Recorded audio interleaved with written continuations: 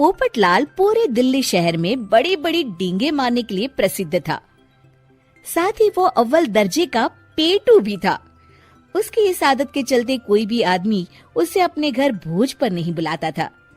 फिर एक दिन पोपटलाल अपनी बहन के घर जाता है, जो दूसरे शहर में रहती थी। अरे पोपटलाल, बड़े दिनों के बाद तुझे मेरी याद आई। माय डियर बहना, तू तो जानती है मैं अपने कारोबार में कितना व्यस्त रहता हूँ। हाँ, तेरी बात भी सही है।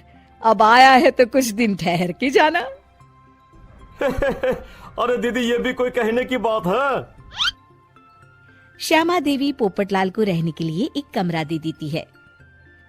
अगली सुबह पोपटलाल जोर जोर से गरारे करना शुरू कर देता है। नकुल की पत्नी नींद से जाग जाती है और घबराकर अपने पति नकुल को जगाती है। अरे उठिए, लगता है हमारे घर में कोई जानवर घुस आया है। कैसी अजीब अजीब आवाजें निकाल रहा है, मुझे तो बड़ा डर लग रहा है।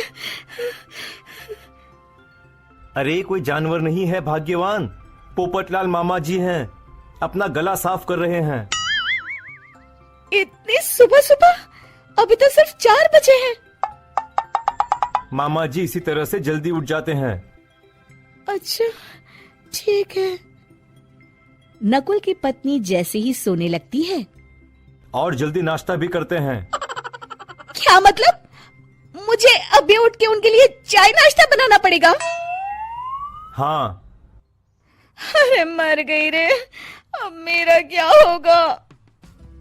फिर थोड़ी देर के बाद नकुल की पत्नी मामा जी के लिए चाय नाश्ता बनाने में जुट जाती है। अरे भाई वाह, बड़ी अच्छी खुशबू आ रही है।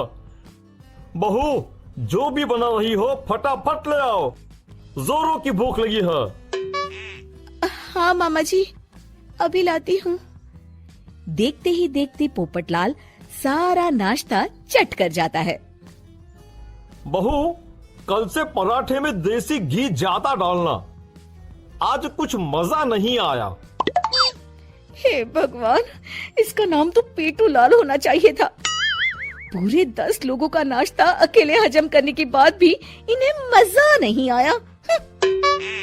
इस तरह रोज पोपटलाल सुबह सुबह घर के सभी लोगों को नींद से बेवक्त जगा देता था और हमेशा खाने की उल्टी सीधी फरमाइश करते रहता था।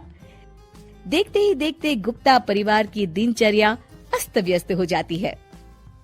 अरे भाई, खाने का असली मजा तो इस घर में है। अरे माँ, ये पोपटलाल मामा यहाँ और कितने दिन रुकेंगे? ये अकेले इतना खाना खा जाते हैं कि आज राशन वाला मुझसे पूछ रहा था कि अरे भाई, क्या आप लोगों ने घर में हाथी पाल लिया है? अरे बेटा, अब घर के मेहमान को कोई सीधे मुंह कैसे निकाल सकता है? माँ जी, अब बर्दाश्त की इंतहा हो गई है। मैं अकेले इतना काम नहीं कर सकती। आखिर मैं भी इंसान हूँ। मैं कल ही अपने मायके चली जाऊंगी।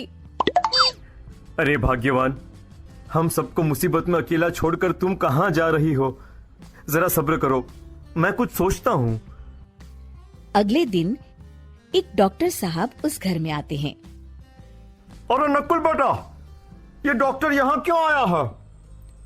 अरे मामा जी, माँ की तबीयत बहुत खराब है। तबीयत तो खराब होगी ही, तुम लोग उल्टा सीधा खाना जो खाते रहते हो।